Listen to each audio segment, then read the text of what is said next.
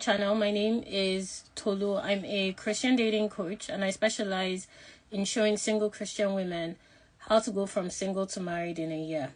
Now, if you want to work with me one-on-one and you are a single Christian woman looking to get into a relationship leading to marriage in a year, then click the link in my bio and apply, and we'll work together for 6 months with the track of getting you married in a year.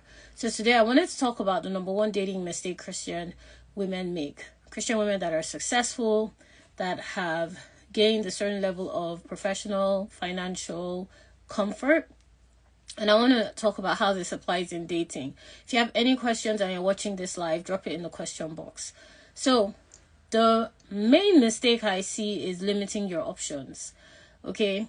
Now, the problem here is you've achieved financial comfort and success. You have acquired some level of professional, You've acquired some level of professional impact and success. But when it comes to dating, you kind of shoot yourself in the leg. So what I mean by that is you're entertaining men that are not comfortable with your level of success. You're entertaining men that you are not attracted to. You're entertaining men that are not professionally ambitious, not to even talk about professionally successful.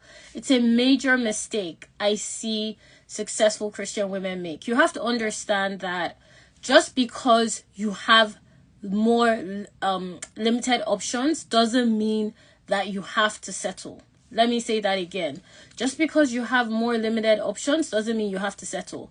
And limited options does not mean that men are scarce. It does not mean that there are no single men in their 30s, 40s, 50s. It does not mean that there are no men that are going to find you attractive and can match your level of influence and wealth and comfort. It just means that your options are different. Okay? Just like now that you have gained a certain level of professional comfort, you are able to navigate professional relationships differently. You have more options. You are able to move into different networks that you may have been able to do a couple years back. Just like now that you have gained a certain level of financial comfort, you are able to expose yourself to more options than you have before. It's the same with dating. But what I've seen is with dating, it's like you stay stuck in the early years of your dating journey, however far back that was. You stay stuck in the mindset of you can't get into a healthy relationship. You stay stuck trying to build with men that have no desire and no ambition to build themselves. You stay stuck negotiating your standards with men that you don't find attractive. And the problem with this is none of that is bringing you closer to marriage, because those men are just not comfortable with the level of the level of comfort you have. You're just a convenient option, and you're just an option for them to pass time. You're a placeholder, which is why you will find that you struggle to be able to find points that both of you can relate. They are not driven in the same way you are. They are not exposed in the same way you are, and they have no desire to be.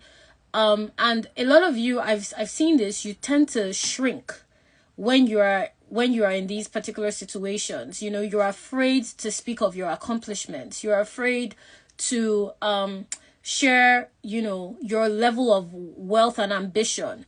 If you've gone on a couple of trips, if you've gone to some, like nice locations, you don't mention it. Even though vacations and trips are being brought up, it's like you are limiting the way in which this man can see you for his own benefit. And the problem with that is that's not your husband, first of all. If you're dating to marry, you're doing it the wrong way entirely. And that's not even a man that is going to be able to stay in your life very long. So if you've dated this way, you know what I'm saying. Usually those relationships, if they even become relationships, crash and burn eventually. And that's because you're dating someone that doesn't match your lifestyle. And the truth is, when you are a Christian woman, unfortunately, the culture has taught you to submit in ways that do not apply. So what I mean by that is that's not your husband, and scripture says you submit to your husband first of all, but a lot of you are submitting to the way a man a man is comfortable around you. So, you don't want to have certain conversations that you feel will make him uncomfortable.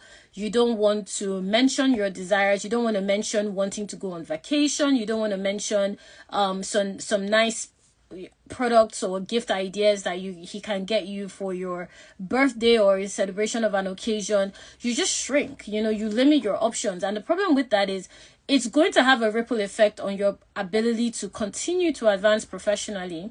Eventually, he's going to slow you down there. And it's also going to be a problem for you in accumulating wealth, because he's also going to slow you down there. That's why when you are a woman that's ambitious and a woman that is driven, it's very important that you choose a man that can partner with you in that capacity. Scripture, the scripture I like to use is Deborah. Deborah, she was a prophet in Israel at that time, and she was a judge, and she was married. But it's interesting because in scripture, in Judges, she's mainly referred to in her capacity as a judge and in her capacity as a leader in Israel at that time. But she's not really referred to, they just say she's the wife of Lapidoth. That's it, right? That was her husband. So why am I mentioning this? Because when you are a woman operating at this level, your professional financial influence is a significant part of how God wants to use you. And it's really important for you to be able to choose a partner that is comfortable with you being stewarded in that capacity by the Holy Spirit. If you don't, you're going to limit what God has called you to do. You're going to limit your ability to be able to build wealth for your family. You're going to limit your ability to be able to create a stable foundation for your home and your children. And you're going to even limit your ability to actually enjoy your marriage. So that's why when you are dating, you want to date with the mindset of you are looking for a partner that matches your ambition and that is comfortable with where you currently are. Okay? And the truth is, some of you in this area, you find other ways to identify yourself. I have to settle because I'm a single mom. I have to settle because I'm in my 40s. I have to settle because I'm divorced. I have to settle because, everyone around me is married and it just feels like my biological clock is about to expire. It's not even ticking at this point. It's about to expire. And the truth is, there are options, okay? There are options around that effect. You can freeze your eggs. That's an option. Unfortunately, the Christian space doesn't really talk about that, but science is also given to us by God. You can freeze your eggs. You can look into that. It's an investment, but it makes sense. Okay. You can also explore options in terms of how you are making room for you to meet men, which is the work I do with my clients. Look at how you're setting yourself up to meet men online. Look at the places you're occupying in person. Look at how you're presenting yourself. I encourage my clients to be expressive of your lifestyle. So what I mean by that is, don't hide the fact that you like nice things. Don't hide the fact that you go to nice places. Don't hide the fact that you enjoy curated experiences, because those are the things that are going to make it simpler for you to know the kind of man that can match your lifestyle. But a lot of you, because you're either in male-dominated roles, you're in leadership positions, you're influencing a significant number of people, you start to shrink yourselves, and it limits your capacity to flourish, okay? And it limits your feminine expression as well. So the reason you're struggling to express your femininity as a successful Christian woman is you're shrinking yourself. God has called you to that level of wealth and influence for you to shine, not to shrink.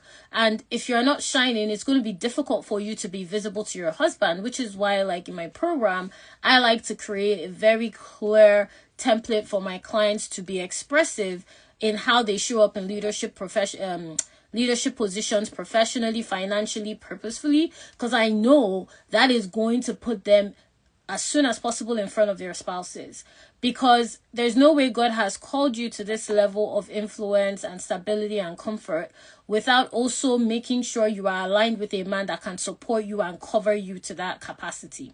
So you shouldn't be hiding the fact that, you are a manager, you hold senior positions, you run your own business, you're incredibly successful when you are dating. You should leverage that. You should use it, because it will make you more attractive to the right men, and it will repel the wrong men very quickly.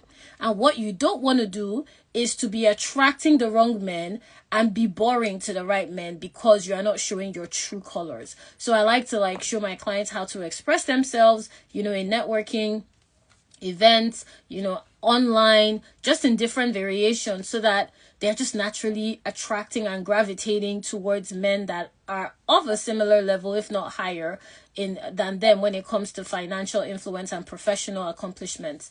So that's one major mistake I see a lot of successful women do. And specifically speaking to Christian women, another thing I see you guys do, and let me know if this is helpful, tap the hearts. Another thing I see you all do is you limit your options, not only in terms of settling for any man that will have you, but limit what you think is possible for you to have. So you don't think it's possible for you to meet a successful Christian single eligible man. You think that it's going to be difficult to meet a man that matches your drive and your capacity, and as a result you settle for crumbs when it comes to the way men give you affection, when it comes to the way they give you attention, when it comes to how they make you a priority. You make excuses for him, and the irony is, in doing that, you are literally limiting your options. You are bringing to fruition that fear that you have, because you are dating in a way that doesn't align with the actual possibilities and options open to you. I always say you get to choose your husband. You really do. God gives you options. And this is the work I do with my clients. I show them how to choose from options. And when I say options, I mean these are all men that are Christian, single, successful, financially stable, intellectually intellectually stimulating in terms of being able to have conversations with them.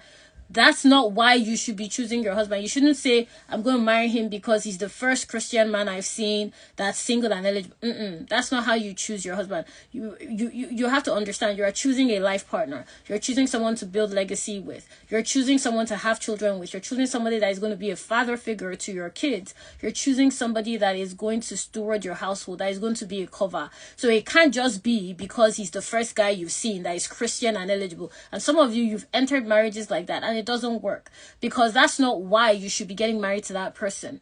You should be looking for more, right? And when I say more, I mean, how does he align with your lifestyle? How does he align with the vision God has given you? How does he align with the spiritual aspect of your life? How does he align with what you desire physically or what you desire financially? How you desire him to show up in the role of a father figure and a man? How does he align as a provider? How does he align when it comes to pursuing you? These are the real questions that are going to help you know that you're talking to your person. Not that he's the first Christian single man I've seen that has a job. That doesn't make sense. But that's how a lot of you are dating. So what I like to do is make sure the bare minimum is available to my clients. We're not even considering these men if they are not even matching the bare minimum of what you want. And what I've just said is the bare minimum. That is a Christian single eligible man that you can commit to and you can get married to. That is the bare minimum. That should not be the goal. That is the baseline for him to even be considered as an option. And as a Christian single woman that's successful, that has gained a certain level of comfort, you don't want to lose sight of that, because what tends to happen is when you do, and if you do, you'll be taken advantage of. Men will turn you into an ATM. You'll end up in masculine roles in relationships. So by doing that, you'll start dating like a man. You'll tend to attract broke men. You'll tend to attract men that are narcissistic, that love to gaslight you. They just derive joy from gaslighting you. You will attract men that are feminine in nature. In other words, they want you to provide for them, not only financially, but also emotionally. They don't have the capacity to steward you. They don't have the ability to be able to provide the level of comfort that you want. Not only financially, but also emotionally. They can't give you that security that you're looking for. And no matter how much you try and ignore it, because some of you have tried to do this, you try and ignore it and try and ignore it. The point is, that is the elephant in the room. You can't ignore it. It's a fact. So that's why it's important when you are dating, you do not date below the bare minimum. You don't date below the bare minimum. The bare minimum means that he's just getting your attention. It doesn't even mean he's getting your time. Okay, when I say a guy is getting your attention, I mean you're giving him the opportunity to be able to show you that he's someone that he's someone you should consider. That's what I mean. When he starts getting your time is when you start going on the dates, is when you start spending more and more time together, whether on phone calls, text, or personal time, whatever the case may be. But he should work to get your attention first. So I tend to see that as a Christian successful woman, you're doing well professionally, financially, but you are dating from a deficit. So when I say dating from a deficit, I mean you're dating from scarcity. You're dating like you don't have any options. And what happens as a result is you don't have much options when you start dating that way. And you don't want to do that because it's going to keep you single longer.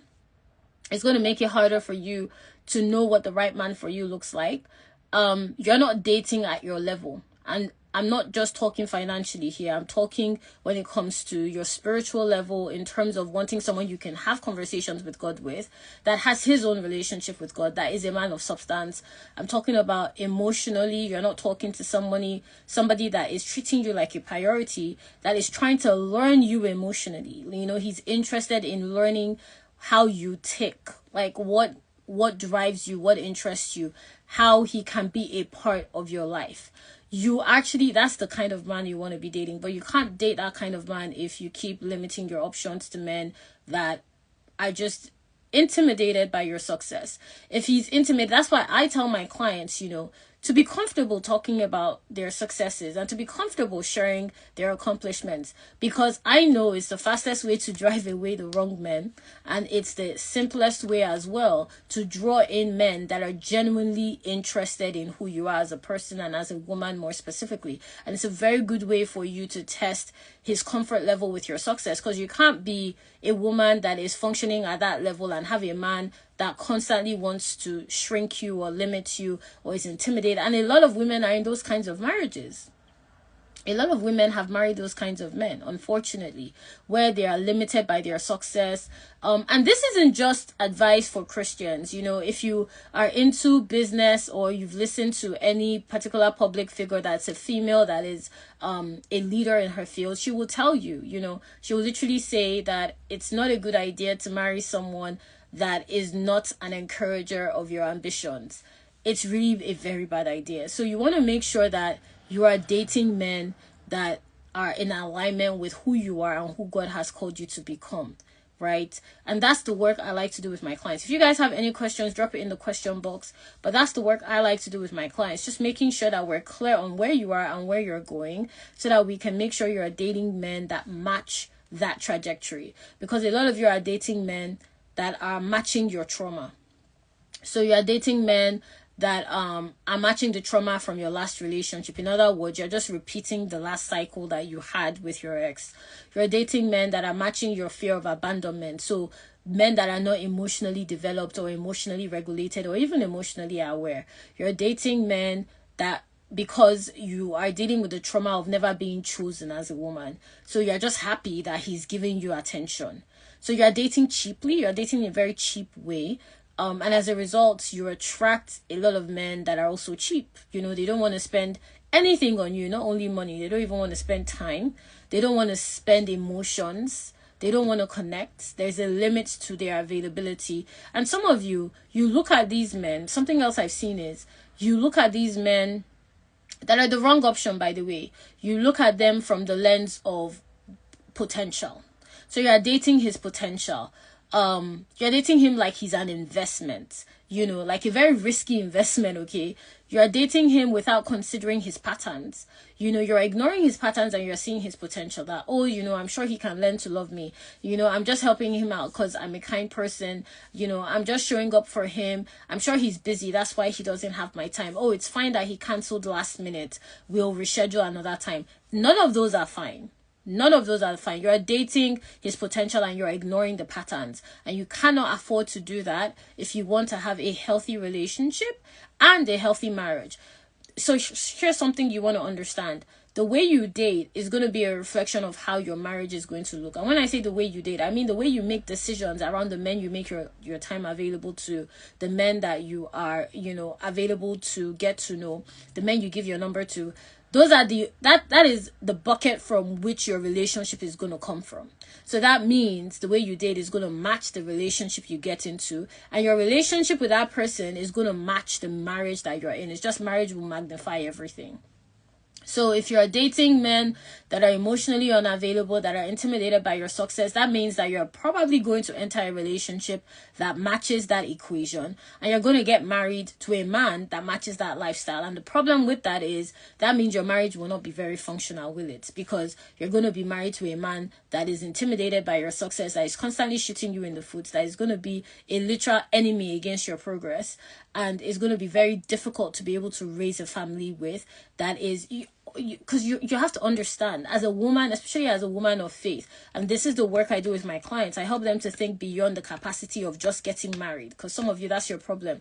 You don't understand that you're called to change generational patterns in your family. You don't understand that you're called to steward an entire lineage. So it's important that you choose the right partner. It's not just I'm bored or I'm lonely or there's no man that has approached me. No, you are literally changing the course of your family's history. You are breaking generational patterns and you're establishing new patterns, and it is crucial that you choose the right partner for that. So it's not just enough that he's cute, okay? So you have to look beyond the fact that I won't get married, I'm getting older, whatever else you've put in there, and look into the fact that this is somebody that your children are going to have his traits.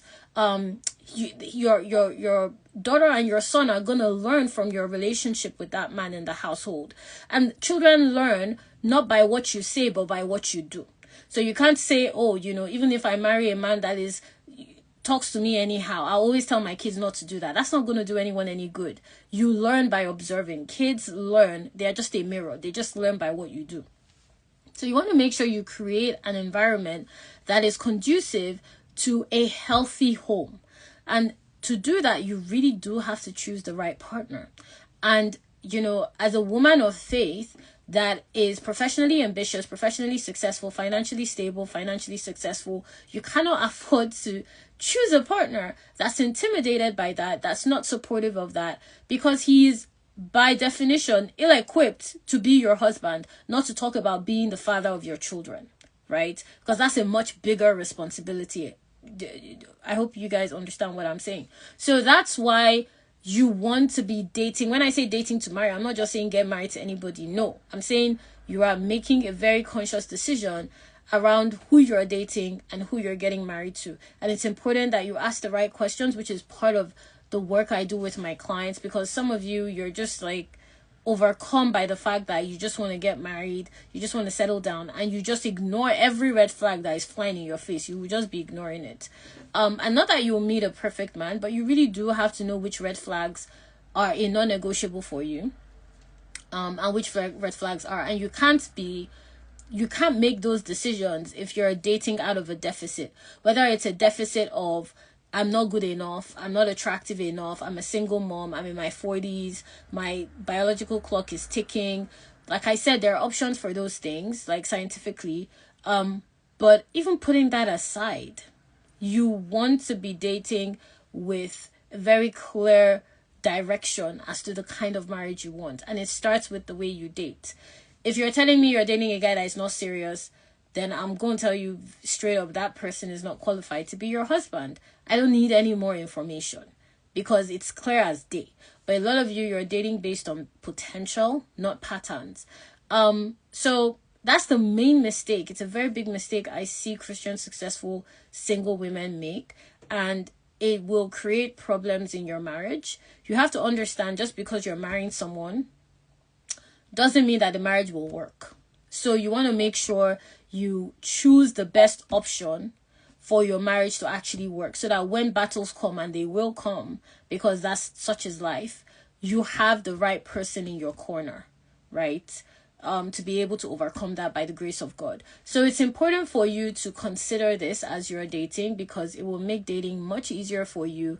It will be simpler for you. And something I like to tell my clients is dating is based on quality, not quantity. I can work with clients that, based on the change and the shifts that we do in my program, because you're going through a different route, you may be meeting men, but you won't meet your person for, say, the first 2-3 months. That's as an example, 4 months, and then within 6 months you meet your person. I've seen it happen again and again with clients. Why? Because you have to understand, when you're changing the course you are taking, there's going to be a transition period. It's like when you are going the wrong way and you make a U-turn. Before you get to your destination, because you're making a U-turn, you're going to have to pass through some routes that you didn't expect, right? Because you're going in a different direction. So it may take you longer to get there, but you will also get there faster because you are no longer going in the wrong direction. So I see it with clients all the time. But some of you are afraid of that transition. And that's part of where I hold space for my clients, helping them to, stay on the route to, you're going to get married, just keep going. Because a lot of you have started using men as a comfort blanket, and that comfort blanket is suffocating you. So what I mean by that is, because you're so afraid of being single, you choose instead to settle. And I'll say it again, because you're so afraid of being single, you choose to settle. And what that looks like is, you settle for a man that talks to you anyhow. You settle for men that have turned you into their bank account. You settle for men that take advantage of you. You ignore flags that you know are a non-negotiable because you're just afraid of being by yourself. But what actually needs to happen for you to meet your person is, you need to be single. So part of the work, like I said, the initial few months that I work with my clients is teaching them to be single and at the same time meet men. So all my clients are meeting men, talking to men, yes, but not letting that mean that I must date every man that I meet. Because some of you, your problem is every man that says hi to you, you will date him. No, it doesn't mean just because he gives you he gives you room to be talking to him that you date him. When you are dating to marry, you make decisions differently. Every single decision is important. So literally, from when my clients are meeting men to talking to men, we're making decisions. Why are you talking to this person? What about him have you seen? Have you not seen? Why did you come to? Because that is the work that I do to help make sure that you are choosing the right person that you are eventually going to commit to, and that you are visible to your husband. Some of you, the problem isn't that you haven't seen your husband, it's that you haven't spoken to him. And let me explain that. So when I say you have seen him, and I've seen it with clients, sometimes I've seen clients that have met their spouses, even though they've been in the same circle for years, but they didn't click till they changed the way they were dating. I've seen that happen. I've seen that happen more than once. And it's always interesting because all that shifted is the way in which she was positioning herself. And positioning has different levels, okay? Positioning is physical. In other words, being physically visible. Positioning is emotional. In other words, being emotionally available and open for a connection. And it's also spiritual, meaning that you are available to be connected in the spirit. And in some places, I won't go into it. We're holding our Wife in Waiting prayer convention very soon, by the way. The link is going to be available. And just a quick, segue into that. The Wife in Waiting prayer convention, if you don't know, is an annual event I hold every single year for 3 nights. Very intense prayer. You don't want to miss it. The presence of God is just, it amazes me every year. And it's an event for spiritual breakthrough, for marital manifestation. I've had women come to that event, receive revelation on men they are dating, break out of toxic dating cycles, meet their husbands shortly after, receive revelation on any spiritual strongholds in their homes and in their generations for breakthrough and release. You just don't want to miss it. The link will be made publicly available soon. But that's where we deal mainly with spiritual breakthrough, and with clients I do it personally. So positioning is spiritual, emotional, and physical.